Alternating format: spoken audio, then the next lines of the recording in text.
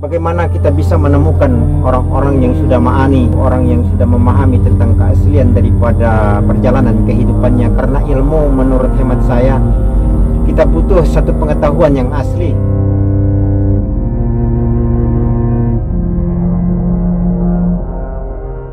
Assalamualaikum warahmatullahi wabarakatuh. Salam rahayu, salam sehat selalu untuk sahabat-sahabatku semua dimanapun kalian berada, dari Sabang sampai Merauke, dari Miangas sampai Pulau Rete. Seperti biasa teman-teman, berjumpa lagi bersama saya di channel TV Abah, channel yang apa adanya dan channel yang cukup sederhana. Seperti biasa teman-teman, kita bisa saling berbagi wawasan, bisa saling mengkaji kehidupan,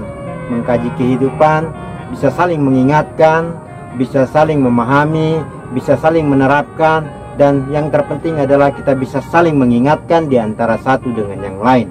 Karena kita adalah manusia biasa yang tidak akan pernah luput daripada hilaf dan dosa. Oke teman-teman, sebelum kita mendengarkan video Buya, ada baiknya bagi teman-teman yang belum ngopi, silakan ngopi dulu. Bagi teman-teman yang sudah ngopi, bikin kopinya lagi, agar kita lebih fokus, bertambah fokus saat kita mendengarkan kajian-kajian kehidupan tentang ketuhanan teman-teman. Karena ilmu itu tidak bisa apa ya, kalau kita setinggi apapun kita punya pengetahuan, seluas apapun kita punya pengetahuan, dan sedalam apapun kita punya ilmu pengetahuan, maka akan hilang teman-teman, akan hilang kalau tidak diamalkan. Tidak usah berlama-lama teman-teman, mari kita dengarkan saja video Buya yang satu ini.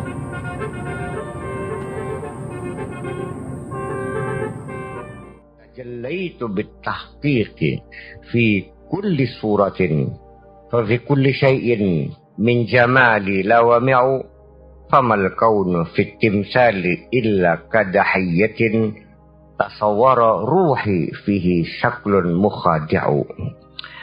Tajallaitu bitahqiq, aku tampil di tahqiq dengan secara tahqiq, secara sungguh-sungguh, fi kulli suratin, dalam segala bentuk, fi kulli syai'in, dan dalam segala sesuatu, min jamali, dari keindahanku, lawami'u, yang sangat cemerlang, famal kaunu fit timsali, alam ini dalam percontohan, timsal itu seperti replika, alam dalam bentuk replikanya, contohnya illa kadahiyatin, seperti makhluk besar, tasawwara ruhi fihi syaklun mukhadi'u, bisa kelihatan ruh di dalamnya, dibayangkan ruh dalamnya, syaklun mukhadi'u, dalam bentuk yang bisa menipu.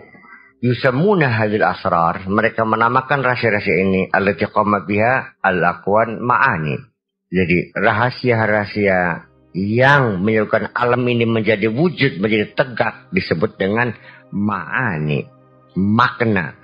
Wa yusamuna al-aqwan, dan mereka menamakan alam fisik ini awani, ada sebagai wadah, sebagai bejana.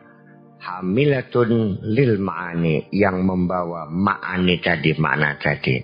Alam ini rahasia yang menjadi inti alam ini disebut dengan ma'ani, dan bentuk lahirnya disebut dengan awani, yaitu bejana, tempat yang membawa makna tadi. Kalau zaharatil ma'ani lad mahallatil awani, kalau ma'aninya tampil, ya awaninya, bejananya, periuknya, ya akan hilang. Waman waqafa mahisil awani, barang siapa yang tertegun hanya bisa mampu melihat bejana, hanya melihat mangkoknya saja, hajaba an asraril ma'ani, akan tertutup dari rahasia-rahasia makna tadi. Ya, bukan hal yang mustahil, orang lebih senang kepada mangkoknya daripada buburnya, daripada sayurnya. Iya, ya itu. Makanya karena itu kita sering terpaku secara lahir. Dan ini memang kita tertipu sehari-hari karena kita sering sekali tergiur, tergoda, ya, mengagumi lahirnya saja. Iya, lahirnya saja. Dan sampai sekarang juga kita memang terikat dengan lahiriah itu kok. Memilih orang juga yang cantik wajahnya kan, bukan yang cantik hatinya kan. Bagus sudah pada gana kali. Sementing ayo wes ruwet bling ya, memang memukau gitu. Ya sekarang itu. Wa fi dzalika yaqulu Syastri radhiyallahu anhu la tanzur ilal awani. Jangan melihat mangkok. Jangan melihat wadahnya. Wa khud bahral ma'ani. Tenggelamlah di lautan ma'ani. Allaka antarani. Barangkali saja engkau bisa melihat aku. Ya, melihat makna itu memang tidak semudah itu. Iya, masyarakat umumnya lebih banyak terkesima, lebih banyak mengagumi, mudah tertipu dengan penampilan, pakai jubah, pakai sorban, grebat kayak gedean. Ning jurone mah bengau gedean kan Pak. Ya karena datangnya itu pakai sendal jepit, yang kanan merah, yang kiri hijau. Udah topongnya udah lusuh ya. Iya. Udah jepit ya. Udah datang terbatuk-batuk lagi. Padahal dia ulama besar, kamu tidak pernah menghargainya kan. Karena apa? Ya terpaku dengan bentuk lahiriah itu persoalan. Ya kan begitu. Potong sebentar ya teman-teman. Di sini setengah perjalanan cerita beliau yang saya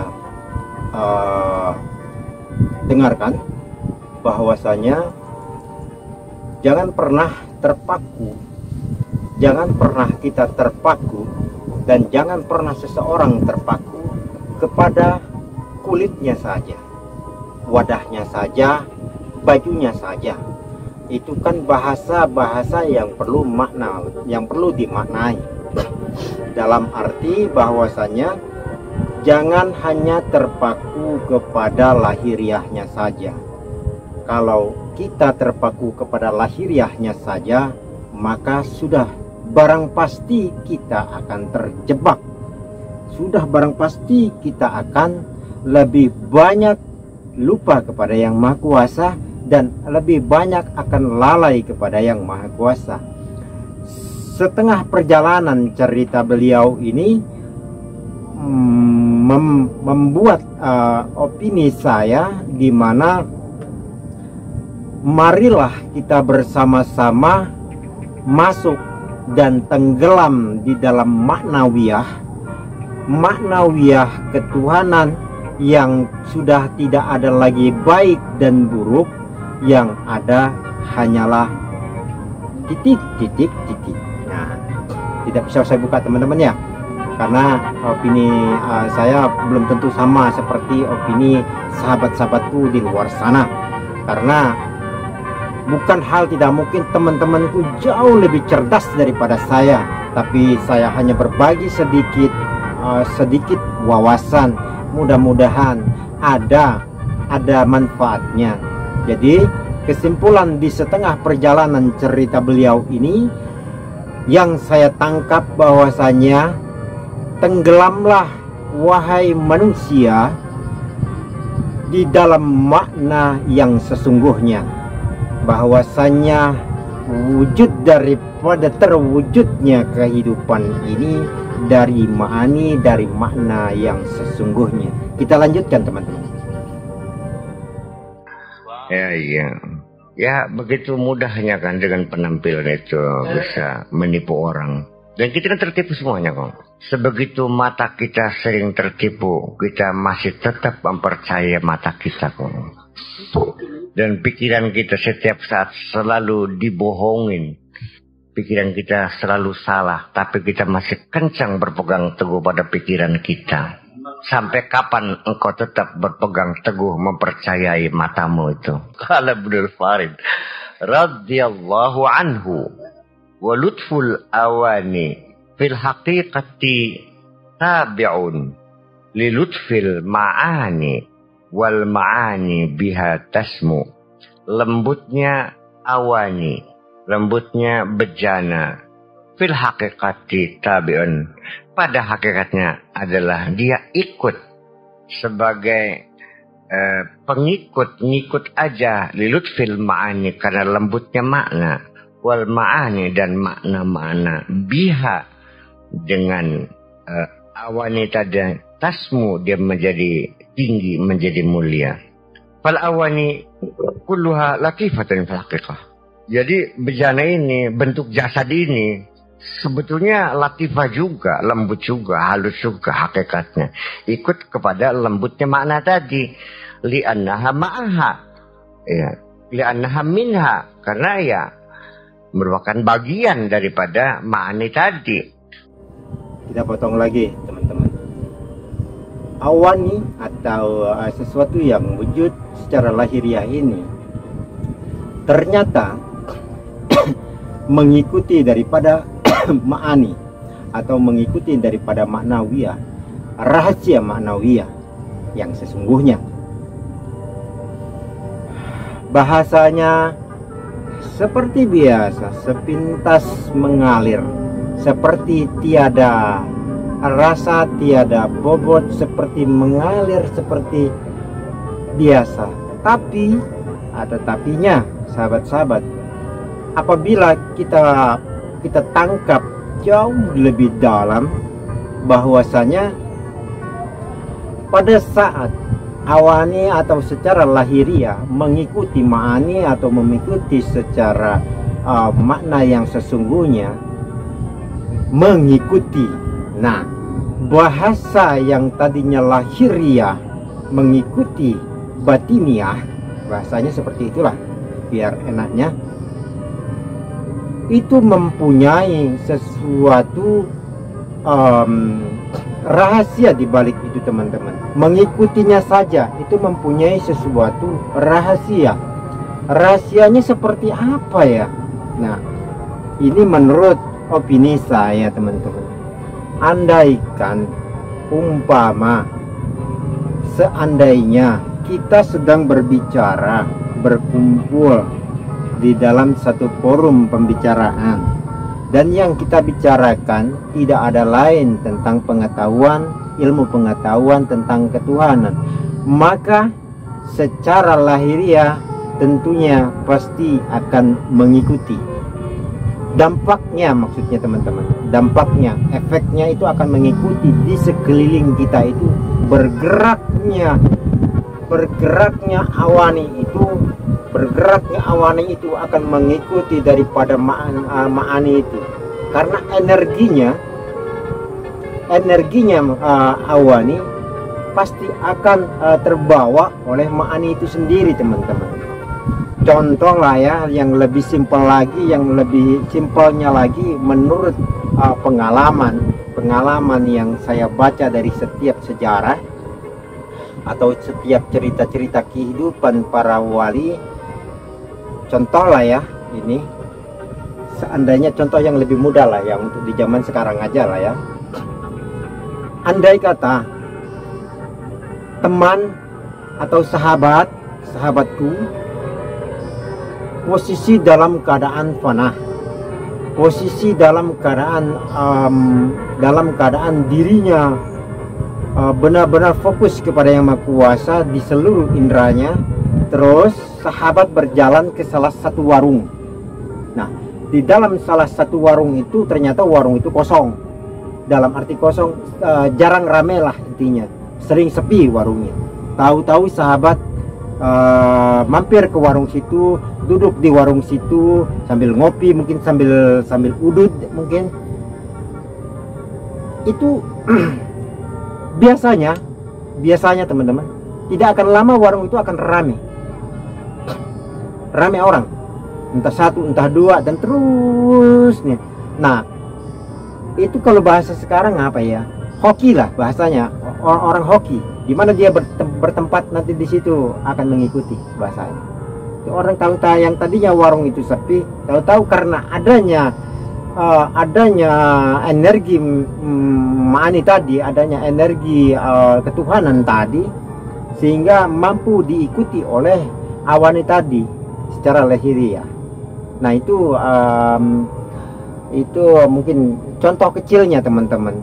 Bahasa beliau sepintas saja, seperti tiada yang perlu tiada yang penting untuk dijabarkan. Tapi menurut opini saya itu mempunyai satu wawasan yang perlu kita kaji ya teman-teman. Oke, kita lanjutkan.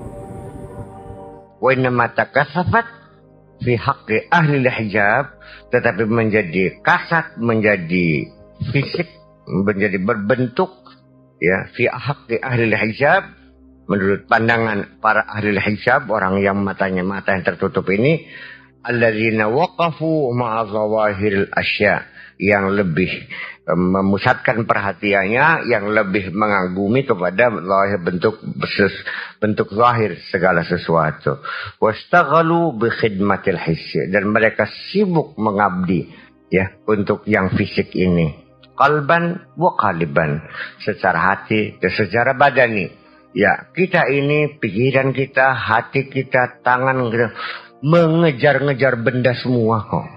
Mengejar materi semuanya yang kelihatan mata, tapi tidak pernah mencari yang nggak kelihatan mata. Yang mencari yang kelihatan mata, yang gemerlap, yang kemilau, ya, yang mencorong.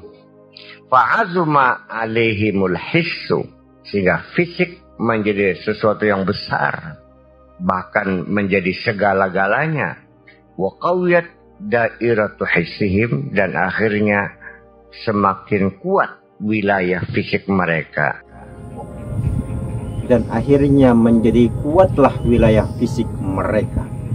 Wilayah fisik itu adalah wilayah manusiawi, di mana sifat-sifat manusiawi yang terlepas daripada sifat ketuhanan teman-teman, sehingga maka mereka tentunya akan jauh lebih banyak lupanya kepada Yang Maha Kuasa dibandingkan ingatnya. Bukankah kita sholat, kita ibadah kepada Yang Maha Kuasa, ujung tombaknya adalah selalu mengingat Allah dalam segala sesuatu, perbuatan, pensifatan, nama ataupun daripada zat itu sendiri teman-teman. Jadi itu sekedar contoh yang saya katakan tadi teman-teman, bahwasanya kalau saja kita tenggelam di dalam maknawiyah yang sesungguhnya, itu bisa jabarannya bisa sangat luas di dalam setiap warna-warni kehidupan. Bukan hanya saja pada saat kita sedang duduk di warung, bukan, tapi jabarannya sangat luas, bahkan bisa mencakup seluruh warna-warni kehidupan, dari setiap kita bangun tidur sampai kita tidur kembali teman-teman. Kita lanjutkan. Wa ghalazal hijabu fi haqqihim, dan akhirnya semakin tebal saja hijab tadi. Fa ibadatuhum hissiyah, sampai ibadahnya punya ibadah fisik. Iya, ya ibadah fisik itu pledang-pleding, sungsab-sungsab, ya itulah. Iya, jam 10 pagi di tengah-tengah orang sedang sibuk kerja, di tengah kantor sedang kerja, anak sekolah pasang Al-Quran speaker, mengganggu semuanya itu. Dikasih tahu nggak terima, dia punya anti-Islam, ya repot begini. Dan terjadi di berbagai masjid begitu tuh, mengganggu masyarakat sekitarnya. Ya aneh kan? Mereka sedang kerja, di bulan konsentrasi. Nah ini kasus macam ini kan terjadi di Libanon. Ini Libanon memang pantas ya, karena masjid di tengah-tengah komunitas Kristiani. Ada masjid, tetangganya itu orang Kristiani semua. Jadi mereka merasa terganggu. Sedang anak-anaknya tidur, Allahu Akbar subuh lagi. Ya kan begitu. Nanti menjelang maghrib kaset lagu apa namanya? Pengajian Al-Quran, qiraat. Sehingga akhirnya masyarakat Kristiani protes kepada wali kota. Ini mohon dikasih aturan yang benar. Iya kan, kami lagi anak-anak tidur dibangunkan, mengganggu kami. Akhirnya rupanya pengaduan Kristen itu menjadi pembicaraan di parlemen.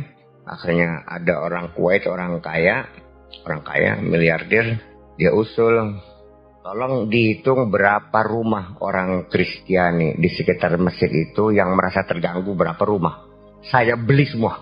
Tak beli berapa? 1000 rumah, saya beli semua, saya borong. Gitu. Lama taryodo mungkin kan. Gitu. Ya tapi walau bagaimanapun juga ya kita secara ya memang itu mengganggu. Ya karena kita sibuk dengan ibadah fisik sih. Ibadah fisik itu menjadi kebanggaan. Jadi kita sini juga lebih banyak menghargai orang yang rajin bawa tasbih, yang setiap hari pulang pergi ke masjid, yang marhabanan, yang tahlilan, yang macam-macam lah, yang qiraat. Ya begitulah kira-kira. Tidak menghargai orang yang melakukan renungan-renungan suci. Kita potong sebentar teman-teman. Jadi di sini saya menangkap butuhnya kita toleransi terhadap sesama, bahwasannya boleh kita melakukan aktivitas kita sebagai umat muslim, tapi perlu juga kita renungkan di sekeliling kita, bahwasannya kita juga harus menghargai di sekitar kita. Perlu aturan, itulah yang dikatakan syariat. Perlunya aturan. Kalau tidak ada aturan, maka terjadinya nanti keegoisan secara halus. Maka akulah yang paling benar, inilah agama yang paling benar, bahasanya teman-teman, di dalam mempribadi. Walaupun memang Islam memang adalah agama, menurut hemat saya adalah agama yang memang sudah sempurna, di mana sudah tidak ada agama lagi. Kenapa saya mengatakan agama Islam adalah agama yang sempurna? Karena sudah tidak ada lagi pada saat itu. Kenapa Al-Quran diturunkan, kitab Al-Quran diturunkan pada titik terakhir?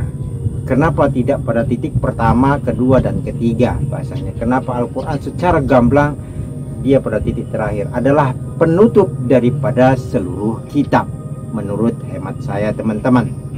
Jadi sebenarnya pada saat penutupnya seluruh kitab itulah seharusnya kita harus mengikuti bahwasanya kesempurnaan daripada ajaran tentang keislaman itu tentunya harusnya jauh lebih matang, jauh lebih leluasa, jauh lebih toleransi, jauh lebih bijaksana, karena kesempurnaan itu menjadi sinkronisasi, mencakup dia keseluruhan, tidak egois. Bila mana ada seseorang di antara kita dalam beragama Islam masih merasa paling benar dirinya di dalam opini tentang dirinya, maka disitulah belum sempurna tentang ajaran Islamnya teman-teman.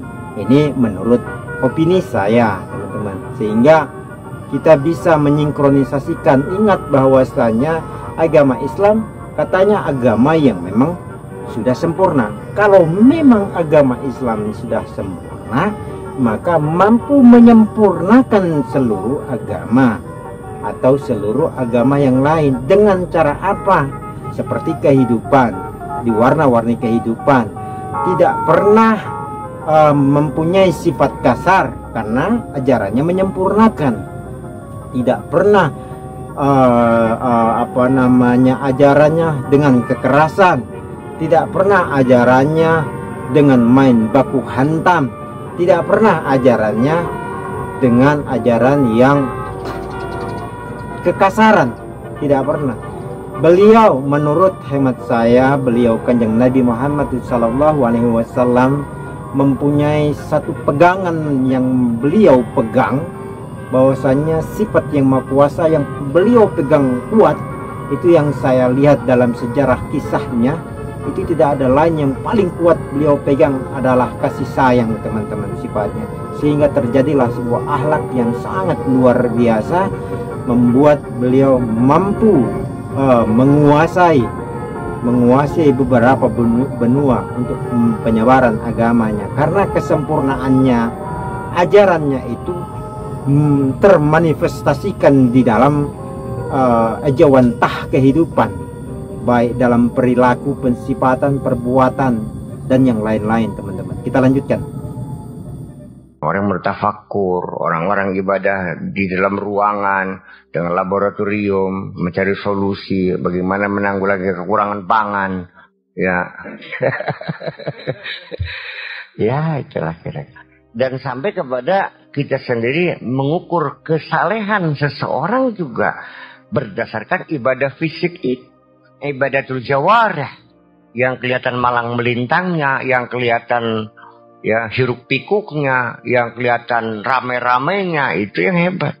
Orang yang berzikir di dalam dirinya sampai malaikat pun tidak mendengar, iya kan? Karena sudah berada dalam sir, malaikat nggak tahu, apalagi setan. Itu hanya Allah yang tahu itu. Itu kira-kira. Ya memang kita terpaku secara fisik, ya itulah. Wa fikratum haysiyah. Ya, ibadahnya ya fisik, pikirannya pun ya fisik juga, materialisme juga, tidak ada berbeda. Iya, wadzalika li sahabatim ahlul hissi. Ya karena mereka bersahabat, bergaul dengan orang-orang yang materialistis ini, yang fisik ini. Iya.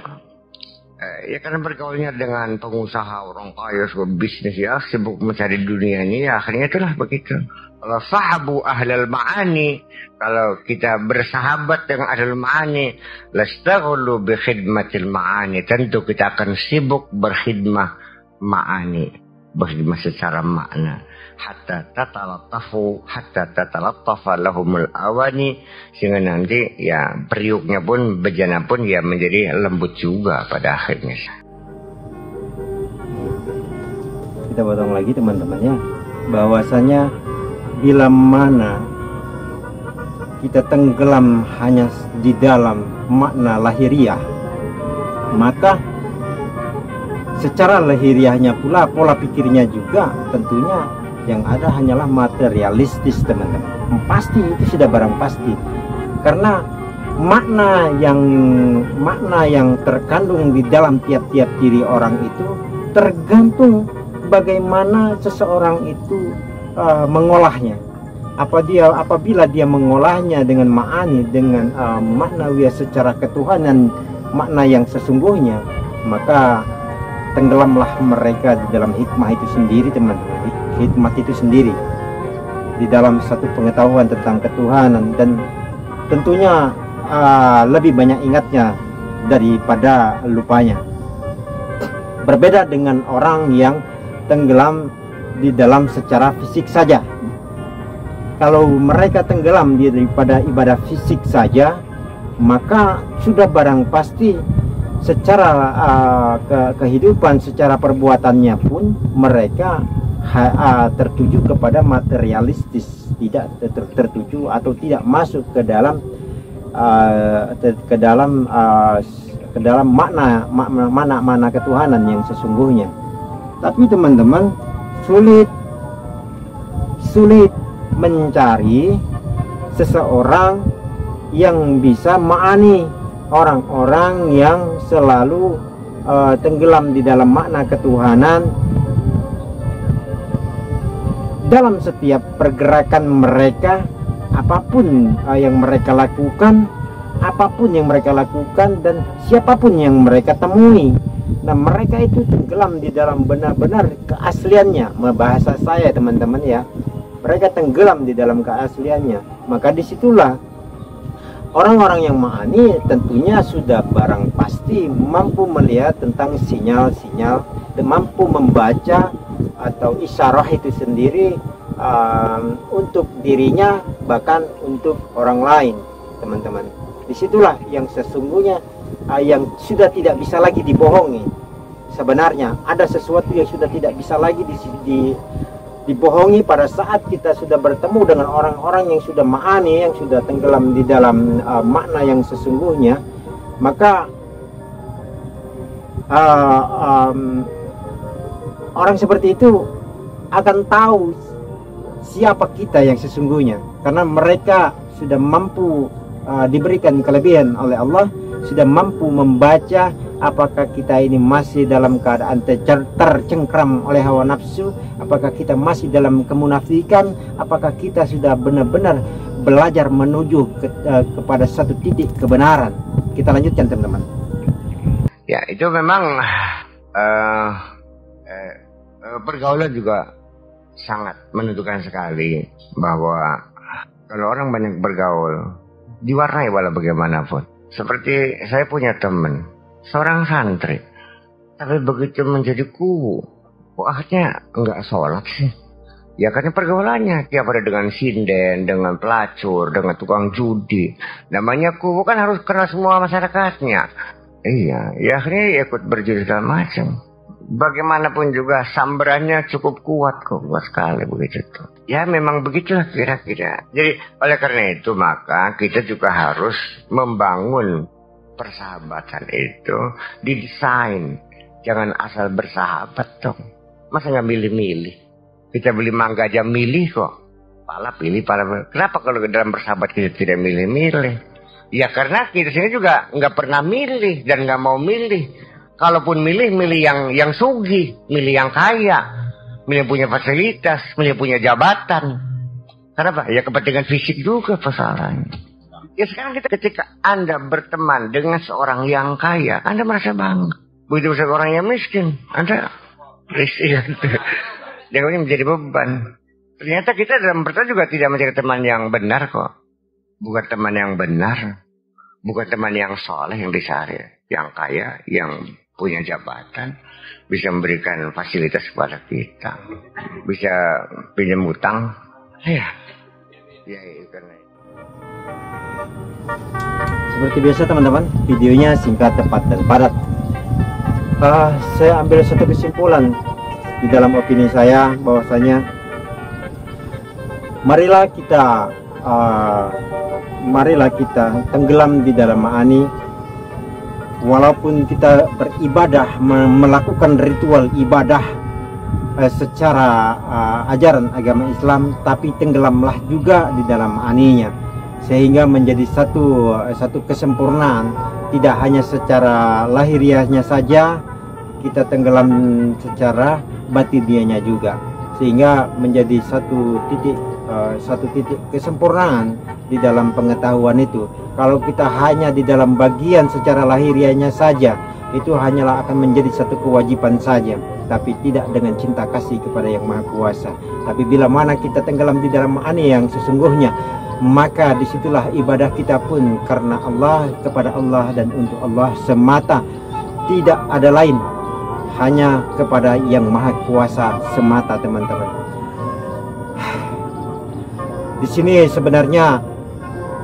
Di sini memang agak sulit ya bertemu dengan orang-orang yang seperti itu teman-teman. Bagaimana kita bisa menemukan orang-orang yang sudah ma'ani, orang-orang yang sudah mencapai tingkat ma'ani, atau kalau bahasa saya tingkat satu orang yang sudah memahami tentang keaslian daripada perjalanan kehidupannya. Karena ilmu menurut hemat saya, kita butuh satu pengetahuan yang asli. Karena kehidupan itu seperti yang pernah saya katakan di video-video saya sebelumnya, kehidupan itu tentunya ada yang palsu, ada yang asli, ada yang hitam, ada yang putih, ada langit dan ada bumi. Semua itu berpasang-pasangan. Begitupun ilmu pengetahuan, ada ilmu pengetahuan yang palsu, ada ilmu pengetahuan yang asli. Silakan teman-teman tinggal bagaimana memahaminya. Cuman kalau menurut saya, hemat saya, carilah ilmu, satu wawasan pengetahuan, ilmu pengetahuan yang aslinya teman-teman, sehingga pada saat kita sudah bertemu dengan satu titik pengetahuan yang aslinya, bahwasanya disitulah kita tidak akan mengalami lagi kebingungan, tidak akan mengalami lagi keraguan, tidak akan lagi mengalami keguncangan. Keguncangan akan tetap selalu ada, kebingungan akan selalu mengikuti, tapi bisa dihalau dengan satu wawasan yang sudah kita desain, yang sudah kita rancang, bahwasanya kita butuh satu ilmu pengetahuan yang sebenar-benarnya. Saya pamit undur diri teman-teman. Saya hanyalah manusia biasa yang tidak akan pernah luput daripada hilaf dan dosa. Bila mana ada salah kata dan perbuatan saya di sini, baik sekarang ataupun di video-video sebelumnya, saya memohon maaf lahir dan batin, karena saya hanyalah manusia biasa yang hanya sekedar ingin berbagi wawasan, mudah-mudahan walaupun sedikit mempunyai manfaatnya. Saya pamit undur diri. Wassalamualaikum warahmatullahi wabarakatuh.